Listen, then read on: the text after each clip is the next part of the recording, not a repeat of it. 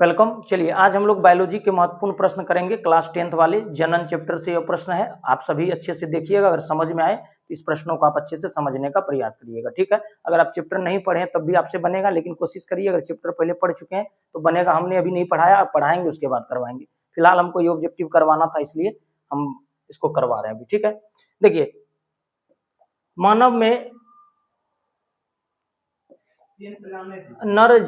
प्राथमिक नर जनन अंग कौन सा है? नर में, है ना। तो ये होता है, क्या होगा? वृषण होगा, ठीक है। उसके बाद हम आगे बढ़ते हैं। दूसरा जो प्रश्न है, चलिए दूसरा प्रश्न है, पुरुषों में वृषण उदर गुहा के बाहर क्यों स्थित होते हैं? शुक्राणु के निर्माण के लिए कम तापमान की आवश्यकता होती है, इसलिए यह बाहर स्थित होता है, ठीक है। बाकी ये नहीं होगा, ये भी नहीं होगा और ये भी नहीं होगा। Option B is right answer होगा, ठीक है। चलते हम लोग आगे। तीसरा नंबर, नर युग्मक को क्या कहते हैं? नर युग्मक को क्या कहते हैं? तो नर युग्मक को कहते हैं हम लोग शुक्राणु, और मादा युग्मक को क्या कहते हैं? अंडाणु। याद रखिएगा, नर युग्मक को शुक्राणु कहते हैं और मादा युग्मक को अंडाणु कहते हैं। उधर शायद, चलिए आगे बढ़ते हैं।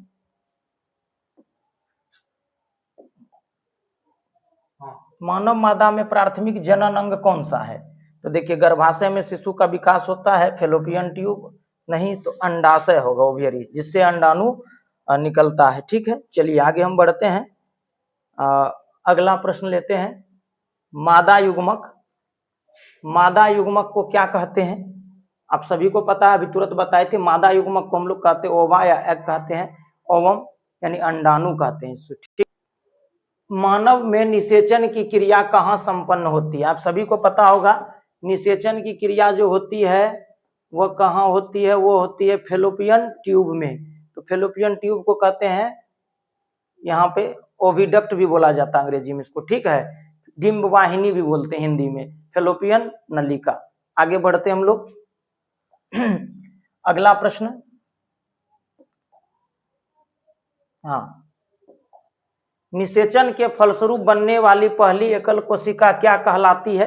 निषेचन के फलस्वरूप किसका निर्माण होता है? आप सभी को पता है, निषेचन के फलस्वरूप निर्माण होता है युग्मनज का, जायगोट का। नर युग्मक मादा युग्मक के संलयन को निषेचन कहते हैं और इसके फलस्वरूप युग्मनज का निर्माण होता है, ठीक है। आगे बढ़ते हम लोग। नर हार्मोन क्या है? ठीक है, नर हार्मोन क्या है? ऑप्शन यहाँ पे दिया हुआ, इनमें से कौन नर हार्मोन है ये पूछ रहा है। क्वेश्चन थोड़ा सा अटपटा लिखा गया, ठीक है। कौन सा नर हार्मोन या नर हार्मोन है? क्या को हटा देते तो हो जाता। नर हार्मोन का नाम क्या है? यहाँ पे नाम लिखा हुआ है, हम ही नहीं देखे थे। एस्ट्रोजन, प्रोजेस्टेरोन होगा यहाँ पर, प्रोजेस्टेरोन, टेस्टोस्टेरोन, इंसुलिन। तो आप सभी को पता है एस्ट्रोजन मादा हार्मोन है, प्रोजेस्टेरोन मादा हार्मोन है, काट दीजिए। इंसुलिन ये होगा नहीं, ये दोनों में होता है। और ये हो गया टेस्टोस्टेरोन, पूछ रहा था किसके बारे में? नर हार्मोन के बारे में, मतलब पुरुषों के शरीर में पाए जाने वाला हार्मोन, ठीक है। आगे, मादा हार्मोन निम्नलिखित में से कौन सा है? कौन सा मादा हार्मोन है? मादा हार्मोन की बात हो रही है, फीमेल हार्मोन। तो देखिए, एस्ट्रोजन, प्रोजेस्टेरोन, टेस्टोस्टेरोन, ये भी दोनों। तो ये देखिएगा, ये एस्ट्रोजन और ये दोनों, ऑप्शन नंबर डी यानी ए और बी दोनों इसका सही जवाब होगा। ए बी दोनों, ये भी होता है महिलाओं में और ये भी होता है। टेस्टोस्टेरोन पुरुषों में, भी तुरंत लिखे थे, ये पुरुषों में पाए जाने वाला हार्मोन है ना, पुरुषों में। नेक्स्ट,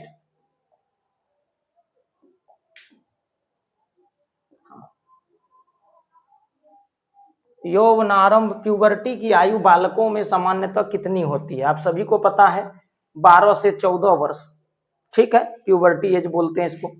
आगे, जिसमें यौन लक्षण परिलक्षित होते हैं, दिखाई देते हैं। नेक्स्ट हम लोग चलेंगे आगे।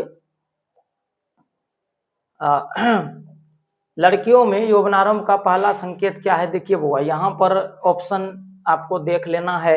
ए, आवाज का भारी होना, ये नहीं, ये लड़कों में। दूसरा, दाढ़ी मूंछ, ये लड़कों का। ये रजोदर्शन, लंबाई का अचानक बढ़ना, ये नहीं। ये मेंस्ट्रुएशन, ये आप लिख सकते हैं ऑप्शन सी, ठीक है। नेक्स्ट आगे बढ़ते हैं। किसी को दिक्कत हो तो कमेंट कर दीजिए, कमेंट बॉक्स खाली है, आप आराम से लिख सकते हैं। वीडियो को पूरा देखने के बाद। कहीं पे कुछ गलत लगे तो आप जरूर हमें बताइए, गलती हो सकती है उसको सुधार लेंगे, लेकिन अभी फिलहाल आपको अगर जो आंसर आ रहा है मिलाइए आपका आंसर कितना सही है। ठीक है, स्लिप होना अलग चीज है, कहीं पे टिक करने में हो गया, बोले कुछ हो गया कहीं पे टिक, तो उस चीज का ध्यान रखें आप। आगे ऐसे कोशिश से रहती है हमारी कि गलती ना हो। आगे चले हम लोग ये हो गया आपका। नेक्स्ट, शुक्राणु और अंडाणु में गुणसूत्र की संख्या सामान्यतः कोशिकाओं की तुलना में कितनी होती है? तो बताइए सामान्यतः कितनी होती है? 2n, 2 गुनी 23 जोड़ा तो 46 हो गया। ठीक है, आगे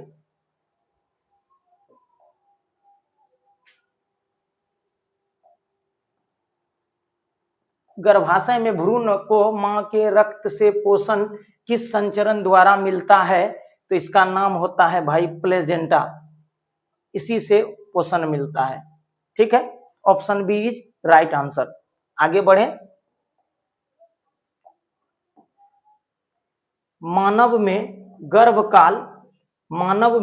गर्भकाल की अवधि सामान्यतः कितनी होती है ना? तो ये होता है भाई 280 दिन अर्थात 9 माह। ठीक है, option B is right answer. Next हम लोग आगे बढ़ते हैं। शुक्राणुओं का परिपक्वता एवं संचय कहाँ होता है? निर्माण होता है, उसके बाद आगे बढ़ता है। बताइए इसका आंसर क्या होगा? शुक्रवाहिका होके जाता है तो वृषण में निर्माण होता है, तो वृषण आप दे सकते हैं, यहाँ पे निर्माण होता है, फिर उसी होके अधिवृषण, फिर प्रोटेस्ट। तो option A B C D में से बताइए क्या होगा? ये क्वेश्चन आप लोगों के लिए हम छोड़े हैं, इसका आंसर देखते कौन कौन लिखते। अगर पूरा देखते होंगे तो जरूर लिखे होंगे, है ना, तो पता चल जाता है कि आप देखते हैं या नहीं। नेक्स्ट बताइएगा क्या होगा? शुक्राणु तथा और मूत्र दोनों के प्रवाह के लिए पुरुषों में कौन सा सामान्य मार्ग है? इसको कहते हैं मूत्र मार्ग, यूरेथ्रा, इसी होकर के आता है ना, मूत्र और ये स्पर्म दोनों। ठीक है, नेक्स्ट हम लोग आगे बढ़ते हैं। इस चैप्टर को भी हम पढ़ाएंगे अच्छे से, टेंशन मत लीजिए आप। आगे बढ़े, महिलाओं में ये देखिए कहा गया एक चक्र का सामान्यतः कितने दिनों का होता है? तो ये 28 डेज का है ना, 28 डेज का। ठीक है ना। अगला डिम्बो सर्जन ओवुलेशन मासिक चक्र के किस दिन के आसपास होता है? हर एक 14वें दिन। ठीक है, नेक्स्ट